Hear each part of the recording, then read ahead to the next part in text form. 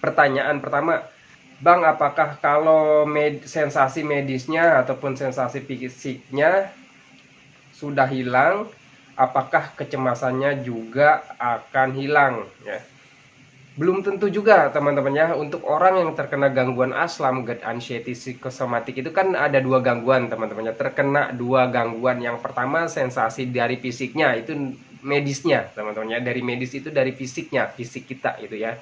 Dan sedangkan untuk psikis itu dari pikiran, perasaan gitu teman-teman ya. Terus juga mental ya, ada mental yang terganggu gitu teman-teman ya.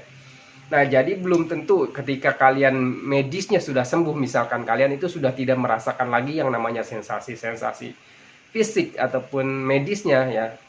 Tetapi belum tentu mental kalian, kecemasan kalian itu belum tentu sembuh juga. Kenapa bisa seperti itu? Karena yang saya alami waktu itu, meskipun saya sudah pernah membaik, teman-teman ya, dari sensasi medisnya, itu masih jarang ya, apa ya, intinya saya itu pernah merasakan nyaman medisnya, tetapi pikirannya itu terganggu ya, ada kecemasan, ada ketakutan gitu teman-temannya. Soalnya gini ya, sepengalaman saya, orang yang terkena gangguan asam lambung, GERD, anxiety, psikosomatik itu ketika kita lagi nyaman gitu ya teman-temannya, tetapi tetap aja yang namanya pikirannya itu selalu mengarah-ngarah ke hal yang negatif, selalu berpikir penyakit, selalu berandai-andai gitu teman-temannya, selalu memikirkan sesuatunya dengan berlebihan.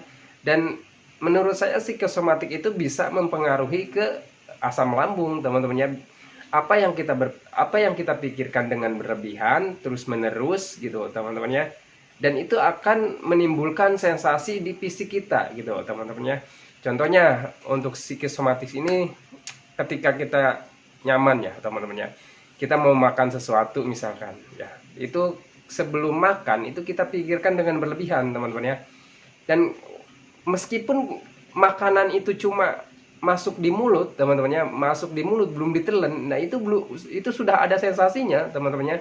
Meskipun baru kita kunyah ya, itu sudah ada sensasinya. Karena apa? Karena kita berpikir bahwa makanan yang kita konsumsi itu adalah makanan yang bisa menyebabkan sensasi timbul gitu teman-temannya. Nah itulah anxiety psikosomatik gitu teman-teman. Jadi belum tentu nih kalau misalkan kalian itu pertanyaannya tadi itu, kalau misalkan sensasi medisnya sudah hilang ataupun sensasi dari fisiknya sudah hilang, belum tentu kecemasannya, ketakutannya itu juga belum tentu hilang gitu teman-teman.